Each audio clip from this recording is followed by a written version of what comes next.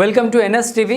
నేను రాజీవ్. ముందుగా హెడ్లైన్స్ చూద్దాం. కాంగ్రెస్ ప్రభుత్వం ఇచ్చిన 420 హామీలను వెంటనే అమలు చేయాలని రాష్ట్ర గ్రంథాలయం సంస్థ మాజీ చైర్మన్ ఆయచింత శ్రీధర్, మహేశ్వరం నియోజకవర్గం బీఆర్ఎస్ పార్టీ ప్రధాన కార్యదర్శి అరవింద్ శర్మ అన్నారు.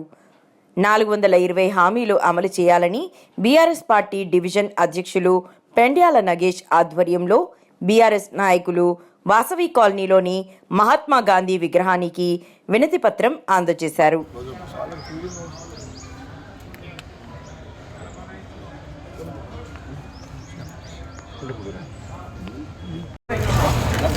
పిలుపు మేరకు ఇవాళ గాంధీ జయంతి వర్ధంతి సందర్భంగా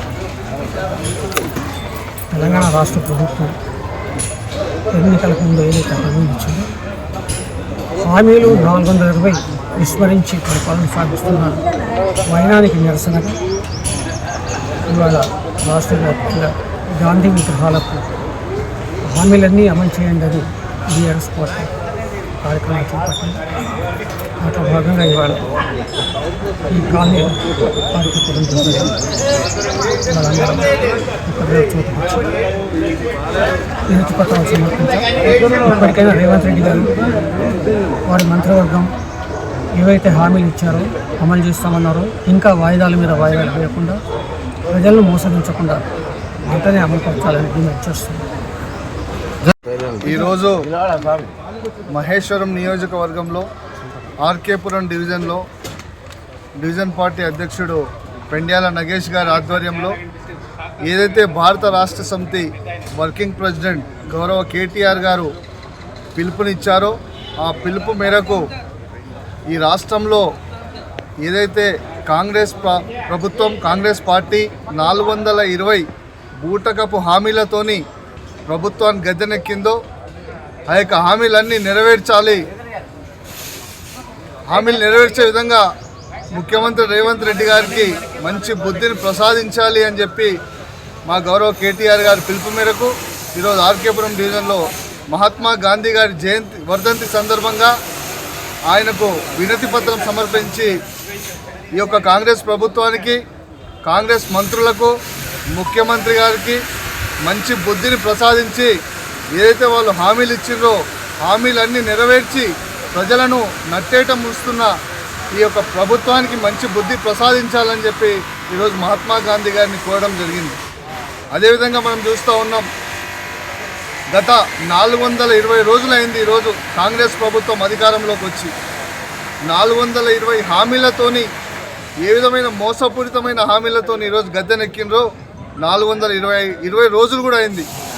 మీరెంబడే ఓండి మేము రైతు భరోసా ఇస్తాం, మీరెంబడే పోండి మేము రైతు బంధు ఇస్తామని చెప్పి ఎన్నో ప్రగల్భాలు పలికి ఈరోజు రైతులను అదేవిధంగా మహిళలకు మీరు ఒక నెల ఆగండి మా ప్రభుత్వం రాగానే కళ్యాణ లక్ష్మితో పాటు తులం బంగారం ఇస్తామని చెప్పి మహిళలను మోసగిస్తూ అదేవిధంగా ఈరోజు ప్రతి ఆడబిడ్డకి 2500 రూపాయలు ఇస్తామని చెప్పేసి అదొక బూటకపు హామీ. ఈ విధంగా 420 420 హామీలతోని గద్దెనెక్కిన ఈ ప్రభుత్వాన్ని ఖచ్చితంగా ప్రజలందరూ కూడా చూస్తూ ఉన్నారు, ఎదురు చూస్తూ ఉన్నారు. ఈ ప్రభుత్వానికి ఏ విధంగా మేము చురుకలు పెట్టాలి, మమ్మల్ని మోసగిస్తూ ఈరోజు రైతులను, మహిళలను, వృద్ధులను పింఛన్లు 4000 రూపాయలు కూడా ఇస్తా అని ఇప్పటివరకు ఒక ఏడాదిన్నర గడిచినా కానీ పింఛన్లు కూడా 4000 రూపాయలు పెంచని ఈ రేవంత్ రెడ్డి సర్కార్ను ఏ విధంగా గద్దెనించాలని చెప్పి ప్రజలందరూ కూడా అభిలాషంతో ఉన్నారు. ఖచ్చితంగా రాబోయే రోజుల్లో ఏ ఎన్నికైనా సరే ఈరోజు భారత రాష్ట్ర సమితి చేస్తున్న పోరాటాలు ప్రజలందరూ కూడా చూస్తున్నారు. అదేవిధంగా రైతులను ఆదుకునే ప్రయత్నం, రైతులకు ఇచ్చిన హామీలు నెరవేర్చాలని చెప్పి మా నాయకులు కానీ మా కార్యకర్తలు కానీ ధర్నా చేస్తుంటే అక్రమంగా అరెస్టు చేస్తూ ఉన్నారు.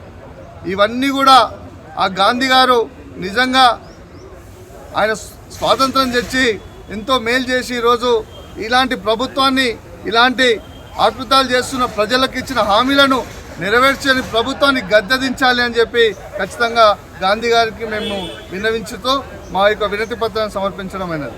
జై తెలంగాణ. ఈరోజు ఆర్కేపురం డివిజన్లో మహాత్మా గాంధీ గారి వర్ధంతి సందర్భంగా